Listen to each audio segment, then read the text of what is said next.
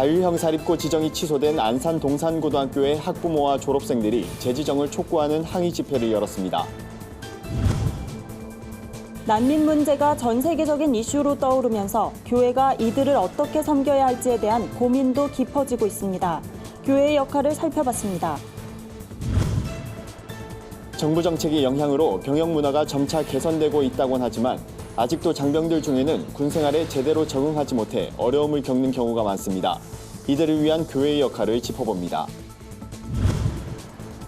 구티비와 월드비전, 국민일보가 한국교회와 함께하는 체인지 더 월드 캠페인에 부산 포도원 교회가 함께합니다.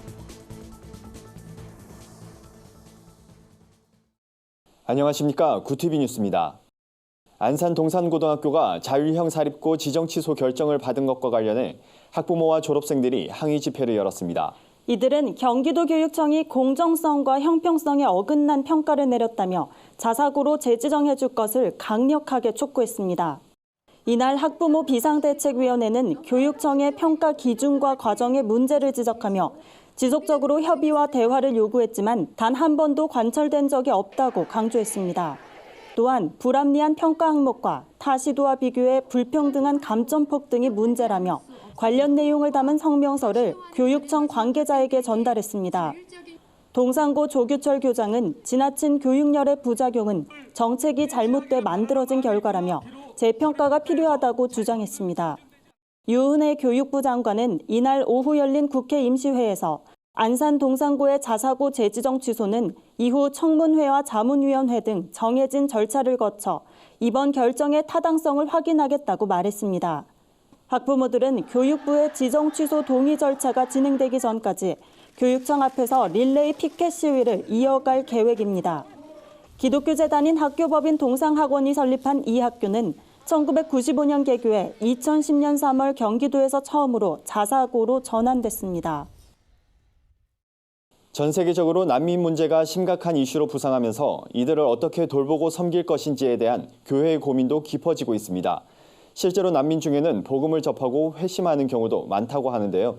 이들을 위해 교회가 할 수 있는 역할은 무엇인지 살펴봅니다. 김민주 기자입니다. 한국복음주의신학회 논문 자료집에 따르면 국내 난민 수 증가에 대해 어떻게 생각하느냐란 질문에 사랑으로 돌보고 관심을 가져야 한다는 응답이 가장 많았습니다. 반면 난민 선교에 대한 관심은 상대적으로 저조한 것으로 나타났습니다. 난민을 돌봐야 한다는 것에는 공감하지만 실제적인 관심이 부족한 것이 오늘날 교회의 현실입니다. 선교 전문가들은 난민을 섬기고 돌보는 구체적인 고민과 노력이 필요하다고 말합니다. 우리가 생명의 위협을 피해서 오는 사람들을 다시 사지로 쫓아보낸다는 것은 우리 그리스도인들이 할 수 있는 선택지가 아니죠. 어떻게 하면 하나님께서 보내신 상황, 난민들의 궁박한 그런 상황, 이런 것들을 우리가 받아들이고 동정심을 가지고 사랑을 가지고 그들과 함께 할 수 있는가라고 하는데 우리의 지혜를 모아야 될 거라고 생각합니다. 정부가 난민들의 일자리, 인권, 체류와 관련해 제도적인 방안을 마련해야 한다는 목소리가 커지고 있습니다. 따라서 교회도 함께 대안을 고민해야 한다는 의견도 제기됩니다.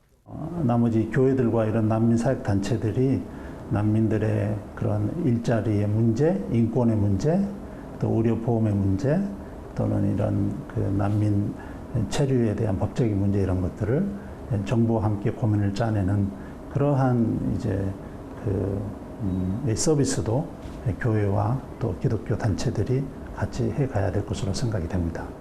난민들 중에는 교회와 선교단체의 섬김으로 복음을 접하고 회심한 경우도 많습니다. 난민 출신의 선교사가 복음을 전하고 난민을 주축으로 한 교회가 세워지기도 합니다.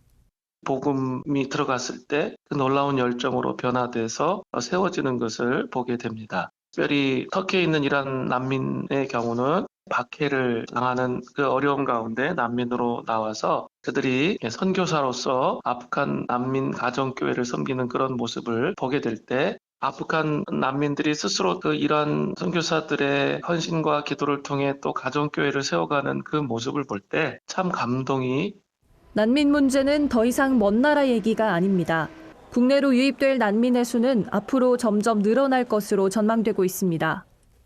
난민 수용을 둘러싼 찬반 논쟁을 넘어 교회가 돌봐야 할 이웃으로서 난민 문제를 어떻게 풀어나가야 할지 고민해야 할 시점입니다.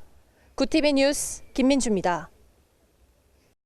최근 발표된 국방부 자료에 따르면 병역 문화가 점차 개선되면서 군대 내 사건 사고도 줄어들고 있는 것으로 나타났습니다. 하지만 군대 내에는 아직도 적응 문제로 힘들어하는 장병들이 많은데요. 이들을 위해 교회가 진행하는 특별한 캠페인이 있다고 합니다. 진은희 기자가 취재했습니다. 국방부에 따르면 최근 몇 년 새 장병 임명 사고가 많이 감소한 것으로 나타났습니다. 정부의 병역 문화 혁신 정책이 긍정적인 영향을 끼친 것으로 풀이됩니다.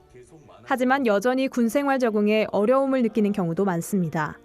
상담을 받고 싶어도 본인이 직접 나서기까지는 적잖은 용기가 필요합니다. 이러한 병사들을 위해 군 부대 내에 있는 교회들이 주관해서 도움을 주는 캠페인이 있습니다. 바로 전국의 군 교회들과 일반 장병들이 함께하는 선샤인 캠페인입니다. 전문 상담관 혹은 일반 장병들이 군에 잘 적응하지 못하는 병사들을 적극 돕고 있습니다. 아니면 선임 관계에서 힘든 점이나 업무에서 힘든 점을 많이 물어보면은 그거에 대해서 힘들어하는 친구들이 있어요. 그러면 저희가 그 중간 관리자로서 이제 상담을 해주고 그걸 이제 저희 목사님께 말씀을 드려서 상담을 받을 수 있도록 인도를 해줍니다. 선샤인 캠페인은 2011년 해병대 총기 난사 사건으로 인해 군내의 부적응자들을 돌보기 위해 시작됐습니다. 누가복음 10장 25절에서 37절에 해당하는 선한 사마리아인의 이야기에서 아이디어를 얻은 군선교의 병역문화 혁신 캠페인 중 하나입니다. 일반 병사 중 상담 병사로 뽑힌 장병을 비롯해 군종병과 군종 목사가 상담에 함께합니다. 캠페인의 목적은 장병들의 원만한 군 생활을 돕고 기독교를 긍정적인 이미지로 볼 수 있게 돕습니다. 실제로 이들의 도움을 얻어 교회를 떠났던 크리스천이 돌아오기도 하고 믿지 않는 이들이 복음을 접하기도 했습니다. 또 그런 어려움 가운데 있는 사람들에게 따뜻한 말 한마디 해줬던 것들이 큰 영향이 되어서 그 부대가 사고 없는 부대가 되었고요. 전역한 이후에도 이 나라와 민족에 힘들고 어려운 사람들 도움을 줄 수 있는 그런 신앙인으로서 활약을 펼칠 것을 기대하면서 종교를 떠나 도움이 필요한 병사에게 손길을 내미는 선샤인 캠페인. 군선교 현장을 넘어 우리 사회 곳곳에 확대될 수 있기를 기대해 봅니다. 구티비 뉴스 진은입니다. 구티비와 월드비전, 국민일보는 제3세계 아동을 돕는 체인지 더 월드 캠페인을 한국교회와 함께 진행하고 있습니다. 내달엔 부산 포도원 교회가 아프리카 우간다를 방문해 나눔 사역을 펼칠 예정입니다. 체인지 더 월드는 구티비와 월드비전, 지역교회가 함께 기아와 질병 등 절망적인 상황에 내몰린 제3세계 지역 아이들에게 꿈과 희망을 전하는 나눔 캠페인입니다. 이번에 참여하는 포도원 교회는 부산 지역 복음화에 앞장서고 있는 대표적인 교회로 꼽힙니다.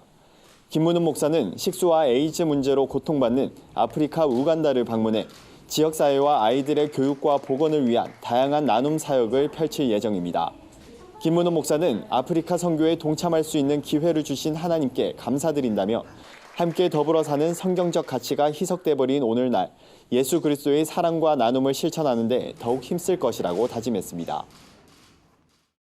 오늘의 사회 이슈를 차진환 기자가 종합해드립니다. 오늘의 이슈 포커스입니다. 북한은 미국이 대화 재개를 원한다면 협상 담당자를 교체하고 온전한 대안을 준비해야 한다는 입장을 밝혔습니다. 권정근 북한 외무성 미국 담당 국장은 27일 담화에서 조미 대화가 이루어지려면 미국이 올바른 셈법을 연말까지 가지고 와야 한다며 대화의 결과를 내기 위해선 준비할 시간적 여유가 많지 않다고 강조했습니다. 이번 담화는 최근 북미 정상 간 친소 외교와 시진핑 중국 국가주석의 방북 등으로 북미 대화 재개에 대한 기대감이 커지는 가운데 미국을 압박하려는 의도란 의견이 나오고 있습니다. 남측의 북미 대화 중재 노력과 관련해선 조미 대화의 당사자는 우리와 미국이라며 남조선 당국이 참견할 문제가 전혀 아니다라고 말했습니다. 제조업 일자리가 연간 4만 개가량 유출됐다는 분석이 나왔습니다. 제조업의 국내 투자보다 해외 투자가 2배 이상 빠른 속도로 증가하기 때문으로 풀이됩니다. 전국 경제인연합회 산하 한국경제연구원에 따르면 2009년부터 2018년까지 10년간 국내외 투자를 분석한 결과 제조업의 해외 투자 증가율은 연평균 13.6%로 국내 설비 투자 증가율의 2.7배에 달한다고 밝혔습니다. 한경연은 해외 투자 순유출로 제조업에서 직간접 일자리가 약 4만 2천 명이 빠져나간 것으로 보인다고 말했습니다. 또한 근로시간 단축, 최저임금 인상과 법인세율 인상 등 국내 투자 환경이 좋지 않아 해외로 눈 돌리는 기업이 늘어나는 것은 어쩔 수 없다며 기업 활력을 되찾을 수 있는 규제 완화 정책이 시급하다고 강조했습니다. 로봇이 2030년까지 제조업 일자리 2천만 개를 대체할 수 있다는 연구 결과가 나왔습니다. 영국 경제전망 분석업체 옥스퍼드 이코노믹스는 2030년까지 전 세계적으로 2천만 개의 제조업 일자리를 로봇이 차지할 수 있으며 중국에서만 1,400만 개의 로봇이 업무 현장에 배치될 것으로 예측했습니다. 이로 인해 글로벌 시장에서 5조 달러가량의 수익을 낼 것으로 분석됩니다. 하지만 수천만 개의 일자리가 사라지며 특히 저숙련 노동자에게는 치명적일 거란 예측도 나왔습니다.